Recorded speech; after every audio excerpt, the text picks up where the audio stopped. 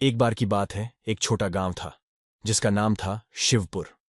गांव के पास एक घना जंगल था जिसे लोग रहस्यमयी जंगल कहते थे।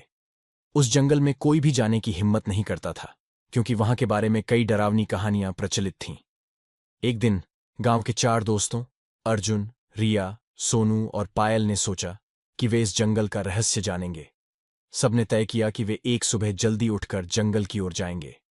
सूरज की पहली किरण के साथ वे चारों अपने सफर पर निकले। जंगल के अंदर पहुंचते ही उन्हें अजीब आवाजें सुनाई देने लगीं। अर्जुन ने कहा, क्या तुम लोगों ने भी वो आवाज सुनी? सभी ने सिर हिलाया। वे धीरे धीरे अंदर बढ़ने लगे। कुछ दूर जाने के बाद उन्हें एक पुरानी टूटी फूटी झोपड़ी नजर आई। सोनू ने कहा, चलो इसे देखते हैं, शायद यहाँ हमें कुछ सुराग मिले। झोपड़ी के अंदर गए और वहां एक पुरानी किताब पड़ी मिली। रिया ने उसे उठाया और पढ़ना शुरू किया। यह जंगल एक पुराने राजा के खजाने का घर है, लेकिन खजाने तक पहुंचने के लिए तुम्हें 5 कठिन पहेलियां हल करनी होंगी। पहली पहेली थी, मैं तुम्हारे बिना हूं अधूरी, मेरी खोज करोगे तो पाओगे रोशनी। पायल ने तुरंत कहा। ये तो मोमबत्ती हो सकती है। उन्होंने मोमबत्ती जलाई और अचानक एक दरवाजा दिखाई दिया। दरवाजे के पीछे एक लंबा संकरा रास्ता था। वे सभी डरते डरते आगे बढ़े।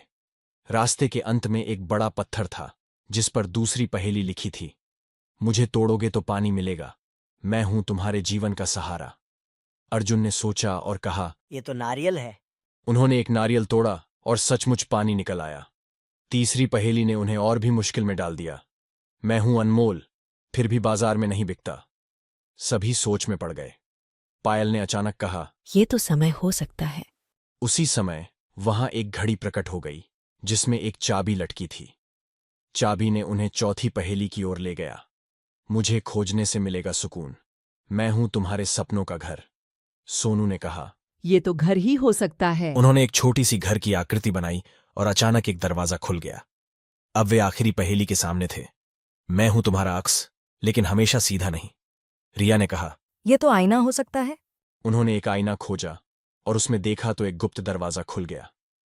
दरवाजे के पीछे एक बड़ा सा कमरा था जिसमें सोने चांदी के सिक्के और जवाहरात भरे हुए थे। वे चारों हैरान रह गए और खुशी से चिल्ला उठे। उन्होंने वह खजाना गांव वालों के साथ साझा किया और उस दिन से शिवपुर का रहस्यमयी जंगल एक पर्यटन स्थल बन गया। इस तरह 4 दोस्तों ने अपनी बहादुरी और बुद्धिमानी से रहस्यमयी जंगल का रहस्य सुलझाया और गांव को खुशहाल बना दिया।